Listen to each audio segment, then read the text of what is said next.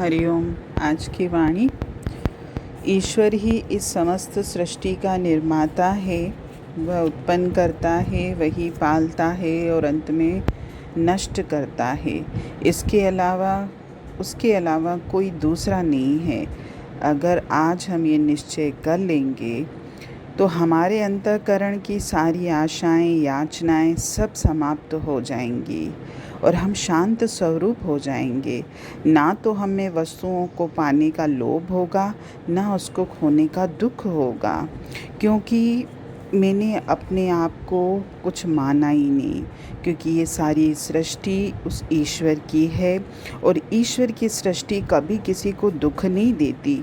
जीव अपनी सृष्टि की स्वयं रचना करके उससे सुख दुख पाता है, क्योंकि हर जीव ये सोचता है कि ये मेरा जीवन है, ये जीवन में जी रहा हूँ, मैंने बच्चे पैदा किए, मैंने बच्चे पाले, सब मैं कर रहा हूँ, इसीलिए ही जीव सुख दुख पाता है।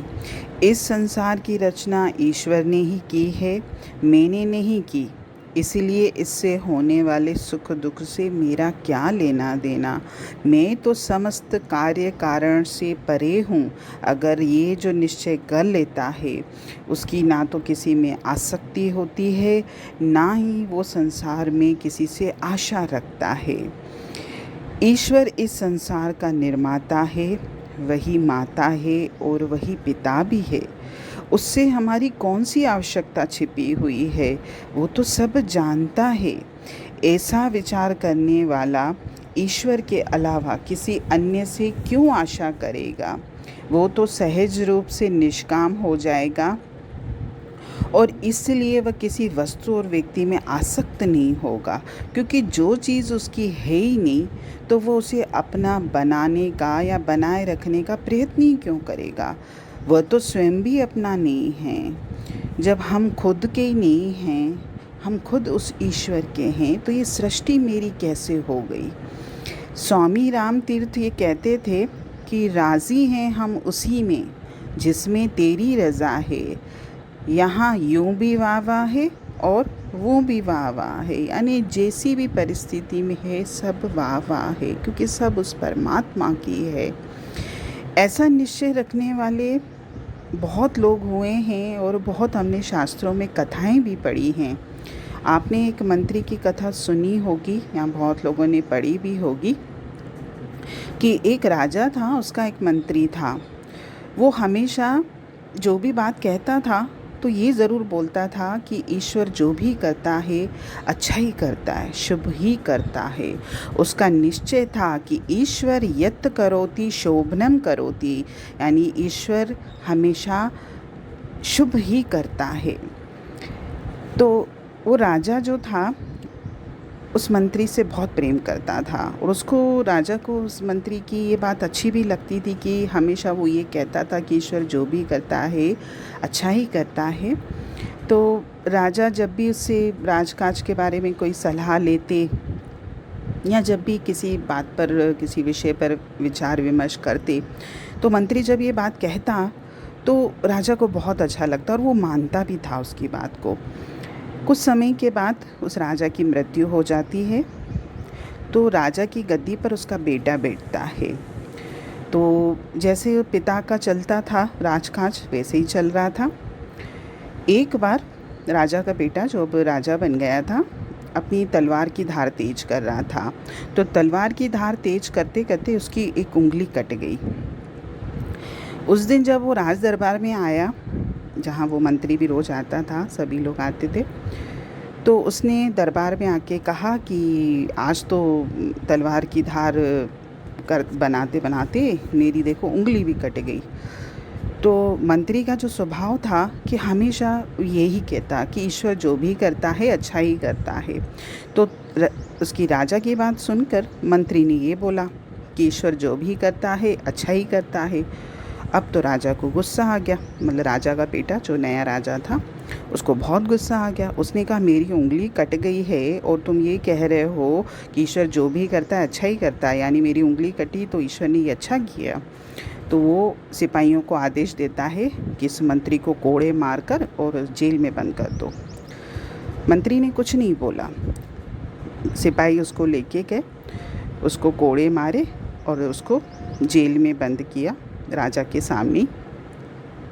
जिस समय वो उसको बंदी गृह में बंद कर रहे थे मंत्री को, उस समय भी मंत्री ने कहा कि ईश्वर जो करता है अच्छा ही करता है।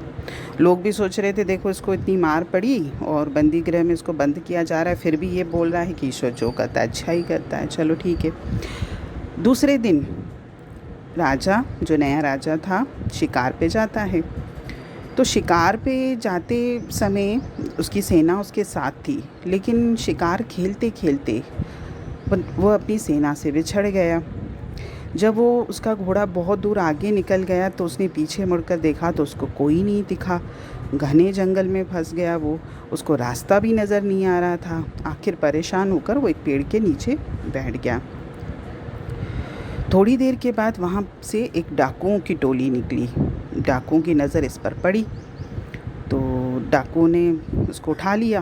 बोले अब इसको अपने डेरे पे ले चलते। वहाँ ले गए उसको। तो उस डाकुओं का जो सरदार था, उसका नियम था, वो माँ काली का भक्त था। तो डेली जब वो डाका डालने जाता था तो एक नर बलि देता था। तो उसने सोचा चलो आज तो भगवान ने नर बलि की व्यवस्था ही कर दी, कल सुबह हम इसको नर बलि दे के और फिर अपने काम पे निकलेंगे। और रात को उसको अपने यहाँ रुकवा दिया। दूसरे दिन सुबह नर बलि के लिए उसने पंडित को बुलाया। बोला कि अब इसकी बलि देनी है। तो पंडित ने जैसे उसको देखा तो उसकी एक उंगली कटी हुई थी। तो उसने कहा कि नहीं, नर बलि कभी भी खंडित मनुष्य की नहीं दी जाती है, यानी जिसके अंग सब सलामत हो उसी की बलि दी जाती है। तो डाकुओं के सरदार ने कहा जब इसकी बलि नहीं दे सकते तो अब ये हम मनुष्य हमारे किस काम का है, और जाओ उसको वापस वहीं जंगल में छोड़ के आओ। तो डाकू उसके छोड़ के गए उसको, और वहीं से फिर उसकी सेना उसको ढूंढती ढूंढती आ गई और राजा को ले गई। अब तो उसको, राजा को विश्वास हो गया कि मंत्री ने जो बात बोली थी कि ईश्वर जो करता है अच्छा ही करता है, अगर मेरी उंगली नहीं कटी होती उस दिन तलवार से तो आज तो मेरी पूरी जान ही चली जाती, कम से कम मैं ज़िंदा तो हूँ। तो जैसे ही वो वापस अपने राज्य में आता है, सबसे पहले वो उस मंत्री से मिलने जाता है और उस मंत्री से माफ़ी मांगता है। बोलता है कि आपने जो कहा था सत्य कहा था कि ईश्वर जो करता है हमारे भले के लिए ही करता है। और पूरी कहानी बताई, ऐसे ऐसे हुआ। तो अब राजा के मन में एक बात आई। उसने बोला उससे, मंत्री से, कि ये बात तो ठीक है, मुझे समझ में आ गई कि ईश्वर जो करता है अच्छा करता है। मेरे को शायद ईश्वर को बचाना था, इसलिए मेरी उंगली उस दिन कटी थी।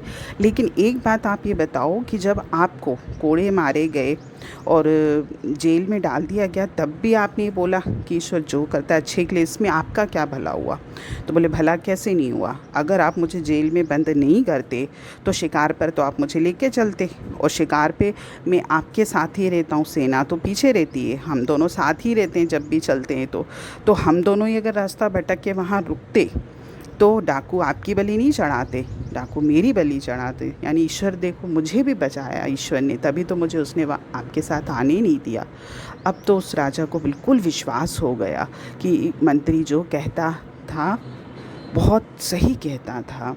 ऐसे ही हमें भी उस मंत्री की तरह अपने अंतर में ये निश्चय करना है कि ईश्वर जो भी करता है शुभ ही करता है। जो स्वयं परम शुभ है वह अशुभ कैसे कर सकता है? तभी तो महर्षि चाणक्य ने भी कहा था कि मंगलमय प्रभु उन अमंगलों के पीछे जिन्हें हम अमंगल मानते हैं, न जाने कितने ही मंगलों को छिपाए होता है। और ये बात बिल्कुल सत्य है।